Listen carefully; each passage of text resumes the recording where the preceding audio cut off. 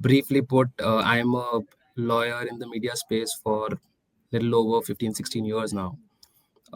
Worked on all aspects on creation of content to making it available across multiple forum, which ranges from your traditional television to radio modes to always experimenting live events to digital spaces, OTT and otherwise. And currently, I'm looking after the profiles in relation to films, music, and studio productions for the organization that I'm at. But here I am in my individual capacity, so will give as much insight as possible in terms of whatever my learnings have been there. Yeah, great. So let's set the stage for the event, like the foundation level. What IP aspects are there in terms of music, live streaming, and OTT? Like nowadays, OTT platforms. So, what are the basic IP concepts that foundational concept people should know? From a IP understanding, I don't know what the diaspora of audiences we have. I'm presuming people have, if nothing, at least a bare minimum of understanding of the term IP. That's my Yeah. presumption. But having said that, from a media space, if you call it music, if you call it OTT, if you call any other uh, media related generation of content, audio visual, otherwise, the bare minimums would be, or the essentials would be trademarks in terms of identifying a content, be it by the name or the title of a film, for example. Additionally, there would be copyrights in terms of protecting how the registrations, how the enforcement happens, how the licensing happens. That's the next part of it. And all of those are largely stitched in forms of some form of contract or the other. These are the three basics that I would say are a minimum in terms of anything that you do on or in relation to these copyright related works. Let's take music for example. So what happens is like about the ownership first, because music is created by many people. Let's say there's a lyricist, there's a playback singer, and then there's a producer or many different people who are the music Sure. composer. So who owns the IP and how does the ownership work in case of music? So the breakdown on music is, for that matter, for any property that is there. If I have to give a simpliciter example onto it, if I was writing a book, the Hmm. the way the law functions is I am the author of the book, which I believe everybody would understand. The ownership of, from the first instance, the ownership as an author would remain with me, but then the permutations, combinations would vary if somebody has actually uh, commissioned me to write that book. It's not something that I have voluntarily started writing from day one. So while I'll get the credits and the entitlement as an author, but the ownership would vest with somebody else. The same logic. Why I'm giving that analogy is because music works similar. Uh, the creation of music, while you have said it right, yes, there is a music composer, there is a lyricist, there's a singer. These are again in the similar bucket as that of an author. There is an author vis-a-vis literary works, that is the lyrics of the song, who somebody would be writing. Say Mr. Akhtar has written the lyrics. Say the composition is done by Pritam, stitched together as a sound recording, which is a combination of the lyrics, the musical work, the singer's performance, all of that together. But then at the end of the day, at some point in time, somebody would have either commissioned it or purchased it. So the ownership, because of that relationship, ends up being with somebody else, but it still ends up protecting the rights of the author in certain manners, in certain details, as are listed down in the Copyright Act.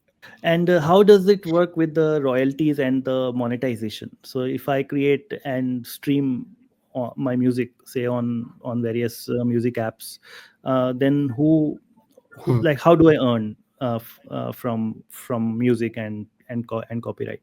So if it is your music, a couple of options that I can think of in the example that you're giving. If it is your music to begin with, you have completely from scratch created it, you own everything to it, then the relationship that you'll have with the platforms wherever you are putting it up, say a YouTube or a Spotify or something else, you would directly have that relationship to earn directly from those platforms. This is a very simple setup or a stance where you own it. You are the single person who has written it, composed it, and everything. So you are one person who has done everything onto it. So it's a very simple example. But mostly that's not how music functions. There are multiple players, Mhm. there are multiple people, lyricist, composer, singer. More often than not, are not the same person. So then there are three buckets there, and there is an owner.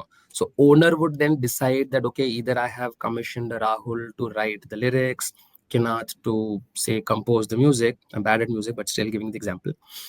And then the producer, the person who's the owner, who's going to be giving these commissioning works, would pay either upfront, so that you get paid as an author or as a music creating person. You get your payouts or your royalties upfront, and the platform related payouts are dealt with by the owner. The law protects two parts to it, which is what I was trying to refer in the first bit also. A, the author will always be entitled to continue with their ownership credits in the work, while the owner would be somebody else. If the lyrics have been written by Mr. Akhtar, that title cannot be taken away. He will always be mentioned and referred to as the author, which does two Mhm. things: one, identification, and two, the underlying royalties that are generated, which is not the upfront payout, but the back end collection that are done by the societies like your IPRS and others. Those will go back to the author as per the law. That's not something that comes upfront. That's the only difference. And how does enforcement work? For example, how do you detect, for example, if your music is being used in an unauthorized way? For example, say in a restaurant, or somebody's playing it in a big concert, without your permission, or somebody is playing internationally. So, how does enforcement work? And what are the techniques to do to enforce copyright? Mechanism is the same whether it is music or film. It boils down in terms of piracy in some form or action. A film piracy, the way we look at it, is where a film is being leaked from the theaters, for example, from Mhm. any other uh, production arm or somebody who's working on the film project of sorts. That has happened many times, and people end up putting in investigative or monitoring agencies to look into these aspects and then take appropriate actions onto it. In fact, a lot of your digital piracy that happens for films, for example, Mhm. is triggered way well in advance before the film is actually made available to public, so that all those mechanisms are well in place before anything adverse of the sorts happens. And that's a huge hit to the theatrical release of the film. So those things are already pegged in. The Mhm. long drawn exploitation in terms of music, however, is a slightly different game. It's not different, it's slightly different. uh, Mhm. it's not largely different, it's slightly different because it's a continuing process as opposed to theatrical runs where you're looking at, say, a couple of weeks to 2 months of sorts. Music, you have to keep monitoring on an ongoing basis, because anybody can think that, oh, I'm just taking the song which is created by somebody, I am putting it on my channel, so what's the harm? Or I'm Mhm. singing it without taking a license. So those things are again monitored. Multiple tools, multiple service partners, multiple agencies are there for different kind of bits. So there are digital monitoring tools that are there, and for live events and other pieces, there are service partners who keep a tab on such pieces, who keep a licensing mechanism very well oiled. The regular Mhm. event organizations always come back and take for licenses, so that such an eventuality doesn't happen and nobody is at a harm. But it's a Mhm. long drawn process. Yeah. So let's, if we take an example, like if a restaurant is playing some popular music for its patrons, Yes. so it's infringement, Yes. I think. And so how is it detected? I mean, how would you go to all the restaurants and have a tab? So there are agencies that are there who deal with this kind of a stuff. And that's precisely for the reason that it is not practically feasible for somebody to monitor each and every such instance. And largely in our jurisdiction, in our country, the problem is that everybody thinks that if it is available on Google, it Hmm. is for free, it is public domain. That's sadly not the reality. Hmm. While things are available on YouTube also doesn't mean that everything is an entitlement to be used out of context or in any manner of sorts. So Hmm. there are agencies who assist in going down to these ground level setups, be it restaurants, hotels, or event venues, and verifying if the licenses are in place. If they are not, then the conversations are started. So just like on infringement, I have heard, Hmm. actually, if you know, there are some patents also in the field where it monitors. They put some kind of a watermark on the streaming video. Suppose Netflix is having a show, it is being streamed on Netflix, but it has a watermark. So if I were to somehow record it and publish copies of it, there are some patents where Hmm. they flag it. Do you know about any this kind of IP that is there? So there are under the law itself, there is a thing called DRM, digital rights management tools that have to be enforced so that you can protect your uh, whatever the IP that you're looking at, be it music, be it audiovisual. It, I mean, watermark, as you're saying, is a very simple way to put it. But then the idea is to be able to identify where the breach actually happened more than anything else. Mm, So earlier, mm, the watermarking piece used to happen, and in fact, for a very long time, it used to work even in your set-top boxes on Tata Sky and the others, where a certain particular number would keep flashing on your screen in some random corner. So yeah. if a piracy was happening through that box, the people, the agencies would be able to identify, okay, this happened from this locality via this set-top box number. Mm, Those things have now, via technology, because not everything is on hardware boxes, so to speak. Everything is now connected to the user account and the app that they are using. So those mhm, things are there. Yes, conceptually it is still a watermark, but it's a little more mhm. technical of sorts, and it's done on a platform level, it's done on an app level, it's done on a web level. But yes, definitely it is done. What about the rights? Suppose if somebody copies my music, what are the things I could do? For example, if somebody abroad copies my music, and also there are many cases where Indian music composers have copied some tunes from songs abroad, and then they are published as Bollywood songs. So does it have consequences, or can it be pulled off? So definitely it has consequences. It comes down from the simple point, uh, if the usage is of a nature that it is identifiable, if it is something that is really lifting or copying from the original or not, that's the first element. If you are able to establish that the work that I was looking at, the first work, the original work that I was referring to, if it was original and protected by copyright, and I know that the other person has copied or taken up from my work, the the right way to approach is, yes, you go to go reach out to those people, initiate a conversation, and tell them to regularize the rights. Point it out to them that these are the spots where the infringement has really happened, and Mhm, you're willing to regularize it for them on the nature of the the usage that they have done. You are willing to give them the license to cover and regularize it. If they agree and if everything falls in place, great. You don't have to chase them down in terms of having a long drawn litigation around it. But many a times those fringe elements also happen where things don't go down in a similar manner, because you're talking cross jurisdictions. The way I look at an infringement, they don't think it's really an infringement, and so on. hmm, So then it goes towards notices and litigation and whatnot. mhm. Let's also, nowadays it's very popular that some popular music is being Yeah. used in shorts and reels. So people actually go and look at what are the most popular music videos on YouTube, and then they choose Hmm. them to create shorts and reels. So what are the consequences of that? When can I do it and when can I not do it?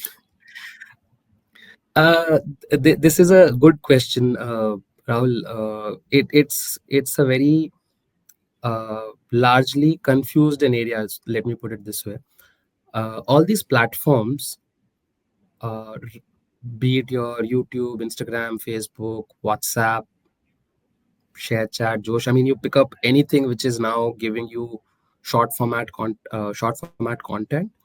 All of Mm-hmm, these have a larger understanding with content providers, be it music video, or otherwise, which is mm-hmm, how they are able to make the content available for the users. What that mm-hmm, basically means is, if you are trying to create a, say, a Instagram short, while you are recording that video, you want to attach a particular music audio to it.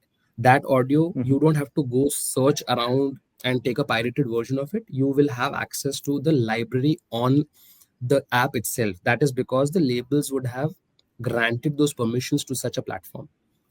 mm-hmm, The the the flip side to it is that all these platforms, while they are granted the rights are granted to use only on a non-commercial individual usage only. So that's for individuals, not for brands. In fact, the couple of litigations right now going on exactly on this particular aspect.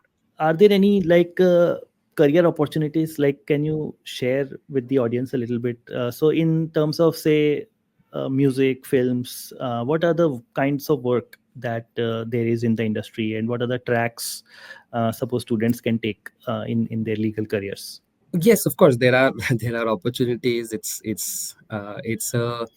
an industry which provides opportunities to a whole lot of people, and it's both ways. I have personally seen people coming in from a non-legal background and liking the way the legalese works around it to become uh, more inclined towards the legal connect to it.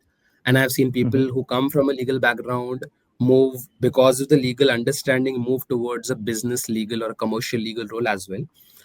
mm-hmm, Variety of things take place. For example, if you look at it production wise, uh, there are a lot of firms, legal firms, so to speak, which assist production houses, which assist talent management agencies, which assist music labels, which assist platforms in terms of their day-to-day contract requirements. That's the plain vanilla piece, so to speak, mm-hmm, because it would range from anything to everything. If you're mounting up a project, you would need contracts to be in place for your set creator, to your engineer, to your uh, bigger roles like a writer, director, actor. Uh, mm-hmm, there are other venues in terms of platform specific, where you're looking at evaluating uh, the kind of content that you're working on. So if you want to talk about certain real life aspects, for example, as a part of your film or TV show, will that mm-hmm, be something that will actually pick up certain sentimental issues for people? Will that be something that might create any repercussions or not? That also, on the face of it, somebody can say that what is legal to it, but then there are instances that you can actually flag off and say this is too harsh and this might not be compliant with the laws, so let's not do that. So how mm-hmm, do you get those rights? How do you It's not something that people are talking and making biographies, for example, without taking rights in the first place. So you have to do that entire background check, flow of rights. That work is also done by people. Then there are people who are managing talent. I mean, as fancy as it sounds, you're managing artists in terms of their uh, endorsements, in terms of their services. There are people who work closely with the artists and close and lock their agreements for this. So there are different channels to work on. But bottom line, if somebody has to go and associate in terms of legal side of media, I think the first mm-hmm. step would be to get your uh, contract understanding in place, and everything else is something that evolves over a period of time in terms of how a particular business or a particular person or a personality that you're working with. your approaches change. But yes, definitely a lot of opportunities for people who want to work Hmm. around that. Yeah, yeah. I'll ask the question since nobody has asked in the chat. So the big Sure. question on AI. So, for example, if music is generated using AI, then Yeah. what are the consequences? I mean, do the does the creator have any rights if they have created with AI, and when do they have rights, if any? So there are two parts to this that I would want to address. One, if on the face of it, if I have to address the way our India side of law, and largely globally, the law is such, but there are different judgments coming. So I'll deal with the judgments part subsequently. But on the face of it, if I have to tell you the way the law functions, is IP is a result of somebody's creativity, which comes by burning midnight oil, by the use of their sweat and brow. That was one of the doctrines in one of the earlier cases also, which which culminates in the way the IP is defined by something that is created by the intellect of an individual person. Hmm. Bottom line, simply put, it has to be done by a human. It has to be done by a living person. For the longest of time, I'm sure you would have heard that there was a long-standing back and forth going on the monkey selfie case. In one of the, I think it was a zoo location or something, where a person had set up his camera in a manner that a monkey came in and clicked the picture. And then there was Hmm. a dispute whether the ownership of the copyright for such selfie would be with the monkey or with the person. And it kept going back and forth. And it was looked upon that ultimately, and one side of the argument was that it has to go back to the person because he set the entire thing up. But then the law Hmm. says the person who clicks the picture is the owner. Now, the clicking was not done by the monkey. So it goes in a loop. There are multiple Hmm. arguments. I'll not go into the details of it. The simple way people are looking at, very simple way and very off top of the surface, is that the law currently does not provide that AI can be the owner of the copyright. That's part one. Hmm. But Yeah. there are jurisdictions where they are looking at it slightly different to say it is similar to a tool. Today, if a writer has to write, they are not writing on pen and paper, they are using Microsoft Word, they are using online word editors. So this is Hmm. similar to that. This is a tool. At the end of the day, even if an AI is generating it, it is a result of somebody's prompt to it. It's Hmm. then they end up putting it to the point that how much of it was really the result of their inputs, how Hmm. much of that can be differentiated from the reliance of AI on the database that it has trained upon. So it goes into those nitty gritties. And there are simultaneously, there are multiple cases already ongoing where copyright owners, music labels are fighting it out, saying that at the end of the day, AI is training on our existing copyrighted music. So whatever Hmm. is coming as a result thereof is an Hmm. infringement upon our rights. So those are arguments. Uh, but we are too early in this stage. We are too from the laws that we have currently. We are away in terms of the technology that is going on fast and abroad. We still have to see which way finally the law settles. Yeah, and judgments. You were talking about judgments. Any judgments have come, which maybe this will be a precedent for the future. So one thing from an India scenario that I would want to, it's less AI, but it's still trying to touch upon a subject, which is where people have tried mimicking and using the voice of certain singers and actors, uh, sort of adapting from there, which was not taken in a light manner by these celebrities, and they have gone to the courts. Arijit Hmm. Singh being one, Mr. Bachchan being another, Mr. Anil Kapoor being another. They have gone ahead and protected their rights as being personalities to say you cannot use my voice or my mannerisms to create anything else without taking my license. So even if you are trying to say reword an AI bit of a software to Mm-hmm. change or mimic my voice into something else. If I'm talking to you right now and there's a tool that you want to Yeah. use AI wise, uh, and people on the YouTube feed think that this is not me, but say Mr. Bachchan sitting and talking, that's unauthorized use. While the tool Yeah. might be allowing it, but then he hasn't licensed those permissions. So Yeah. it's there. Those cases are very much there. It Yeah. boils down And from the this, same principles that we have. yeah, Scarlett Johansson had a similar issue with ChatGPT. They mimicked Absolutely her voice in their audio, uh, correct. audio output.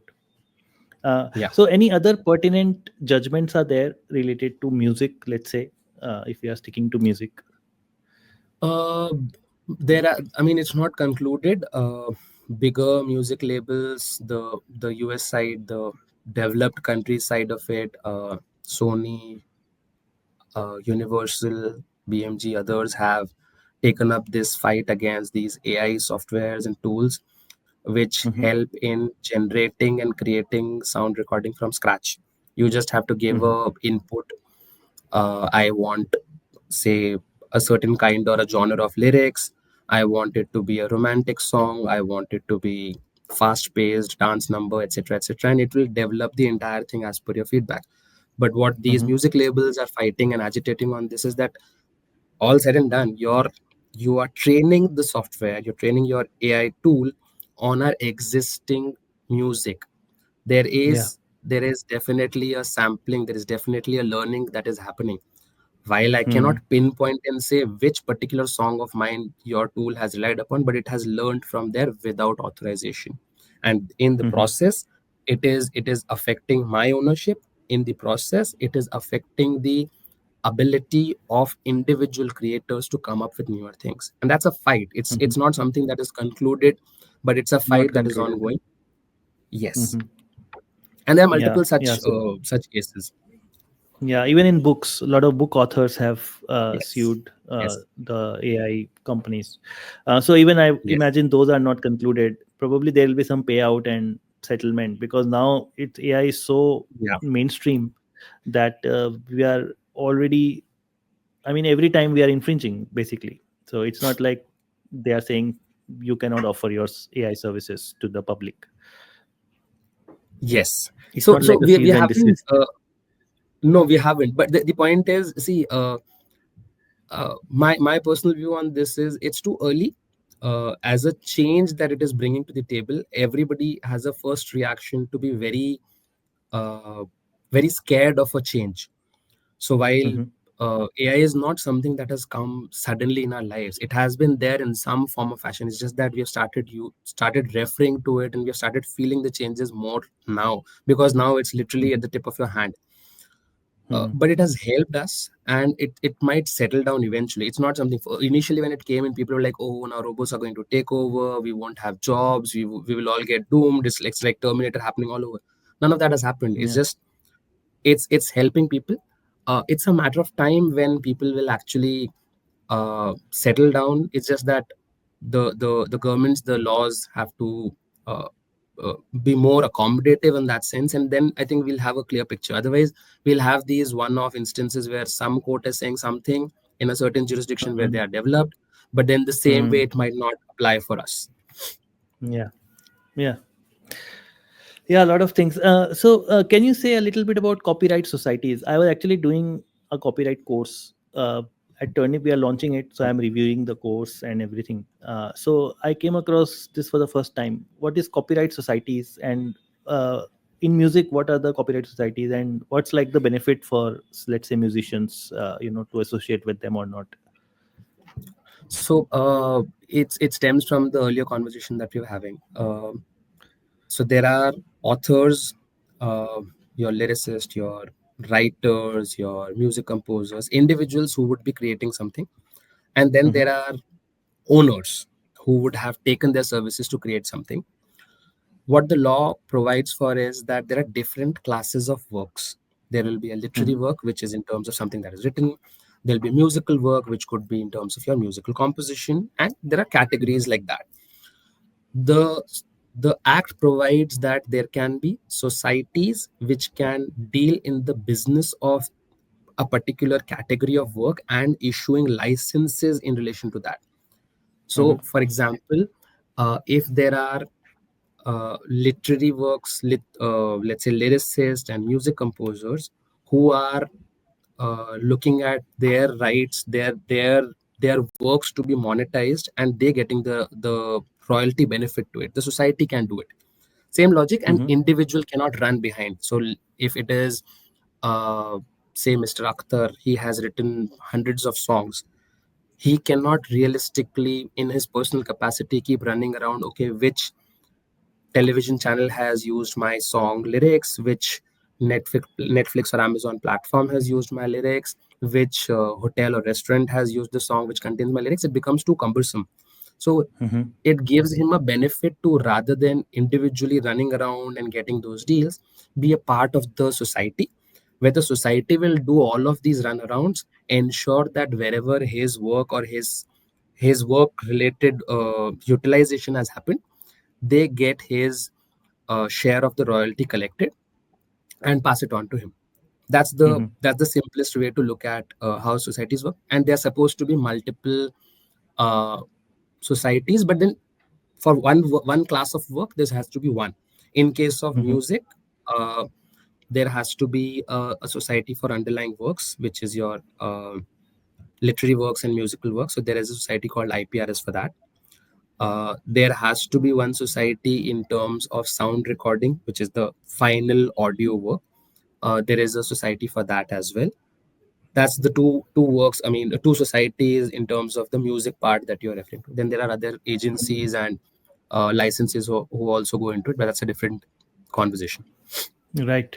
And suppose if I want to license, suppose I actually played a webinar, and Hmm. I had to show my audience a clip from Shark Tank. It was a YouTube clip, but it was obviously Okay. belonging to the to Sony. And Yeah. then I got a copyright strike because I showed that clip to my Yes. audience. So suppose Yeah. I want to do it in a right way. How do I go and take permission, or what should I pay, for example, for that, taking that clip, or in maybe a maybe a piece of music? Giving a specific number or commercial to the usage is not something that I can give a offhand response. But to the larger question, how do you go about it? The first way to go about it is obviously identifying who is the owner of the original piece of work or where the clip is writing. You first identify the real owner of it. See, the problem with YouTube is that there are multiple people who would be putting in the same thing. While you are right to Mhm. identify the fact in this example, Shark Tank was put up on Sony or Sony Live's YouTube channel for that matter. There might be multiple individual users who might have also reposted it some part, clipped in some form Mhm. or manner. So obviously, the Mhm. first step is to identify who's the real owner. That's a little tough because unlike your trademark or patent repositories, copyright doesn't have a single form of a repository for you to identify and ascertain who's the owner. But that's Mhm. number one. Once you have done, you obviously connect with them, tell them your exact usage, what's the duration of your usage, what's the intent of your usage. If, for example, if you're looking at it for Turnip and it's more in terms of educational side of it and not really monetizing per se, then your conversation can obviously trickle and say that I don't intend to monetize on top of it, and instead of Mhm. charging me for it, why don't you become an associate in some form?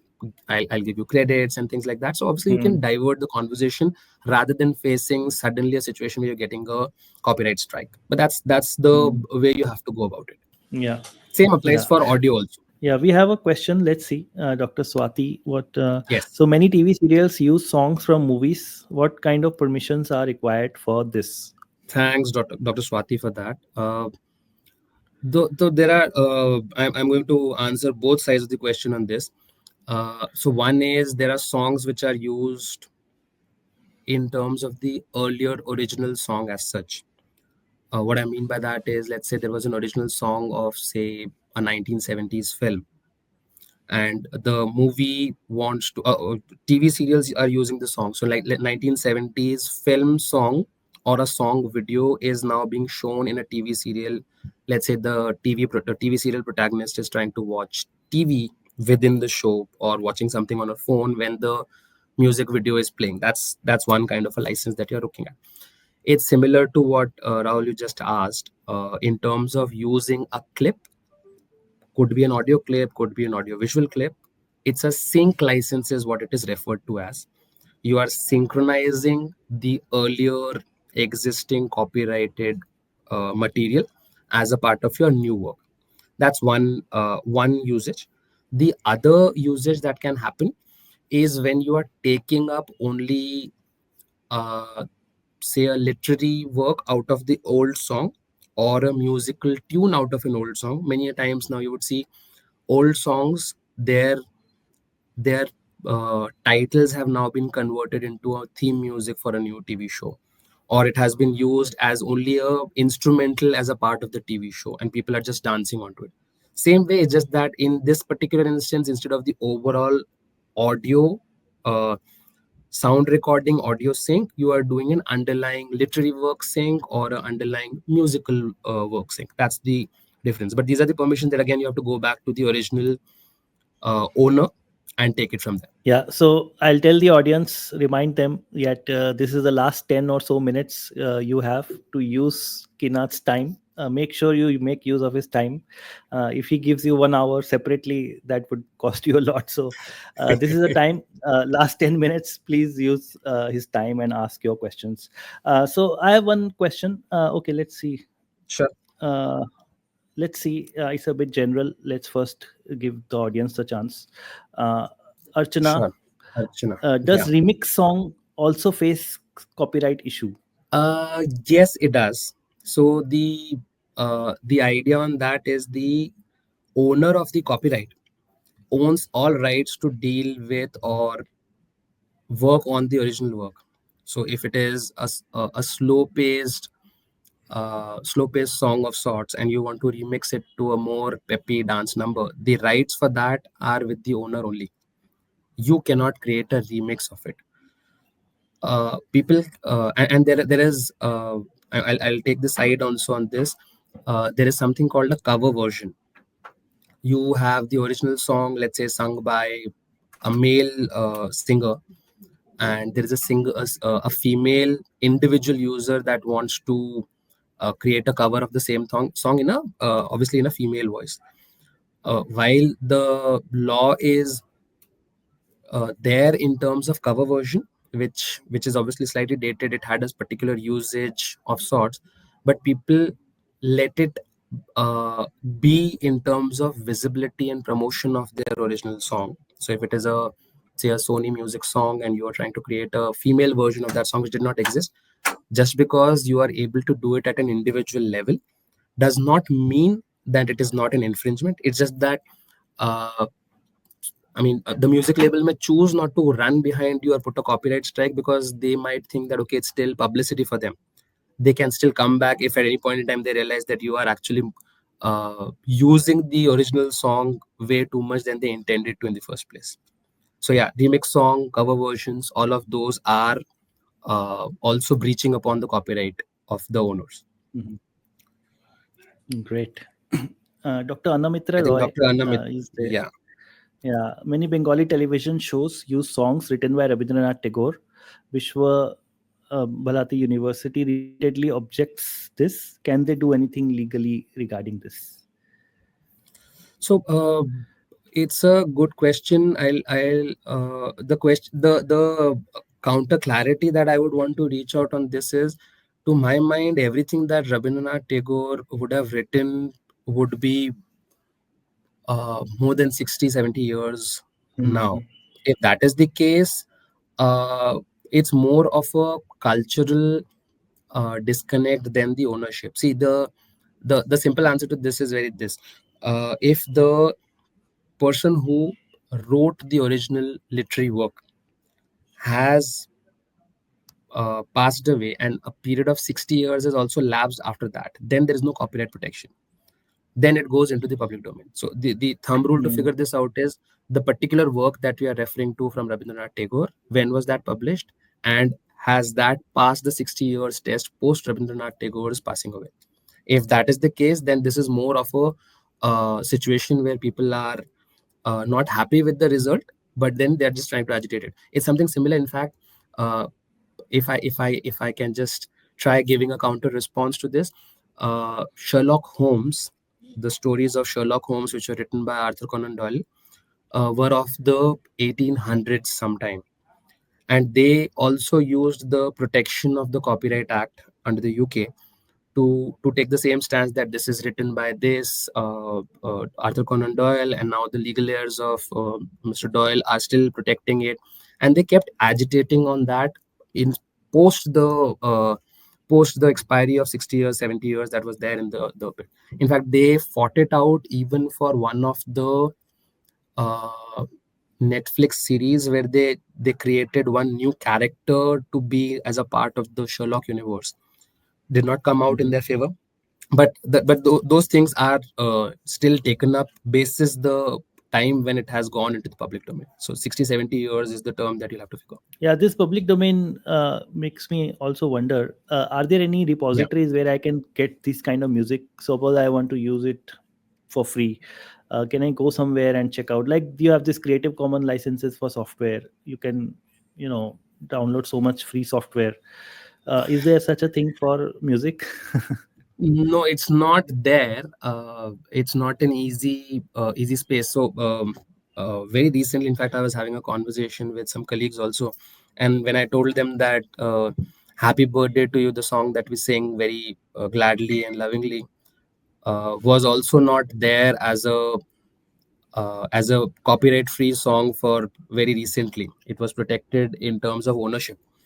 So it's a very in fact globally, it's not just India. We don't have a repository as such. It's just that on a case to case basis we have to go and identify for songs or films or literary works if they have actually fallen into the public domain space. Hmm.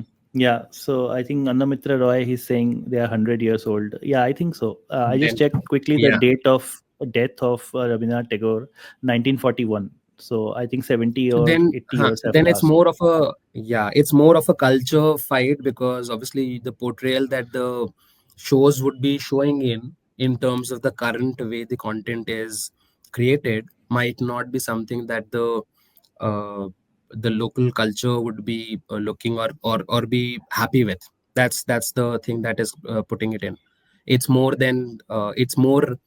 being a cultural fight than a copyright fight. Yeah. Let's see. Any other questions? Okay. There is one question There is an by yeah. Asadullah. How does fair use impact music copyright claims? Uh, so this is a term that is more US oriented than India, where the fair use is permitted. Uh, the terminology, I'm getting a little technical, bear with me, but the terminology in India scenario is fair dealing, which basically means certain exceptions where usage would not amount to infringement. Broadly put, one is obviously for educational usage, uh, in terms of a criticism or a review. Now, while the law clearly says criticism or review, how do you look at it is a bigger piece. Like a lot of people, when in the name of review, a lot of people do this review a content, and then let's say they're putting up a review video on YouTube for say 10 minutes. Say 9 minutes of those review video is just the original video playing. The start and the end, 30 seconds, they will say, okay, I'm going to watch this, and then in the end, they'll say, I liked it or not liked it. That's not really a review in that sense, and it can be questioned by the copyright owner because you are piggybacking on the original work. That's the Mhm. that's the basis on the fair use. The idea is that the use has to be of a nature where you are not depriving the original owner of his hard work. You are not making money to their detriment. You are not using or portraying it in a manner that it puts the original work in a weird position. That's it. So it does affect on the music copyright piece as well, because people think that they can. There is a misconception that a certain usage a certain durational usage is something that can be done. No, that's not the case. Mm. It's on a Mm. case to case basis. In a 10-minute video, even a 3-second matters. In a 3-hour video, maybe it doesn't. It really depends on what your usage is, how much of a reliance you are going to put up on this fair use that you're looking at. So I think it flows from there, and case to case it evolves. It's not a straight up thing that can be answered, because the courts have taken different stances in different scenarios. A couple of cases are there. Mhm. Yeah, let's say Dr. Tara, she Doc- says the record label companies generally have an upper hand with regard to the rights of the musicians or artists. How can their rights be protected? And she asks a follow up question, like, especially when the artist is a newcomer. Uh, so I think this is addressed by the change in the law that took place in 2012. Uh, what used to be the understanding of people from the people largely was the fact that because the music label companies are uh, bigger corporations of sorts, they are not going to pay you. They're going to charge you a bomb, and they're going to take away all your hard-earned incomes. uh, 2012, when the Copyright Act was amended, was a fight for several years, exactly trying to cover up this particular instance, that the music label, the production company, cannot deprive the uh, musicians or artists, for that matter, in terms of their entitlement to continue making money or a royalty from each exploitation. Number one. Number two, they will always be referred to with their credits and association with the work. So now it doesn't really happen. It's not something that anybody can bypass it and say, take it or leave it. What they are doing is commercially, contractually agreeing with each and every newcomer or an existing artist to say, for the nature of services, I'm going to give you A, B, and C. While that might be limited, while that may be more or less depending on each person, but if the work that they have delivered is making money over a period of time, they will keep getting their royalties. So that's how their rights, that's how their right to receive royalty, that's how their right to be identified as author is protected under the new act. We are almost out of time, but since 1 minute is remaining, I just remembered one question I had. Yes, please. So it's about the acoustic covers. So on YouTube, we see a lot of acoustic covers of of popular songs, or songs which are very famous. So some musician will just take their guitar, they will just sing that song, and call it Hmm. an acoustic cover. So Yeah. is that permitted? And what rights does the new creator has in this scenario? Same conversation that I was trying to respond to the earlier question in terms of remixes and cover versions. uh, it still is a cover version. Mhm. You can choose to say the original song was on guitar, and you are now trying to recreate the same thing on a different instrument. You're trying to sing the same tune without an instrument. There can be multiple permutations or combinations, not limited to acoustic. It's still your Mhm. rendition of the same version, but again, it Mhm. germinates from the rights of the owner. Have you taken the license? The answer is no. Hmm. Yeah. I know it all sounds like it's just too complicated for people to function. That's not Hmm. where it is. I'm just telling you what and how the law functions. Law It's not functions. Yeah. as if, yeah, it's not as if because of the law people are not able to uh, create such versions. People are not able to exercise their rights. It's just that this is how the law exists. It is purely from the perspective of the owner. If they want to chase down, if they want to take an action on somebody which they realize is actually a threat to their original work, or is undermining their original work or their ability to monetize the same, they can. If they Mhm. don't, doesn't mean that that right they don't have. It's on a case to case basis. Some people choose to come after cover versions because they are trying to put uh, a a dent to their original work.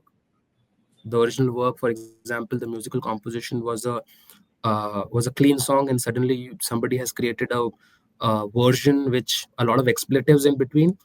and the music label and the authors are not happy with it, they will take stringent actions to Mm. it. It's as simple as that. So they may pick and choose. It's a very business driven sense to come after it. Do they really want to spend that much of time, energy, and attention to it? Yeah. Case to case. But the law provides them the ability to do so. Right. It's important that if it's worth it to fight a case, uh, Yes, yeah, when the stakes should be high enough. absolutely. Wonderful. Great. Lot of comments saying thank you. Thank you for the answer. Thank you for the session. Shruti Lat, Arvind, Sampath, Surajit. Thank you so much, everyone, for attending. Thank you very much to Kinat for this valuable session.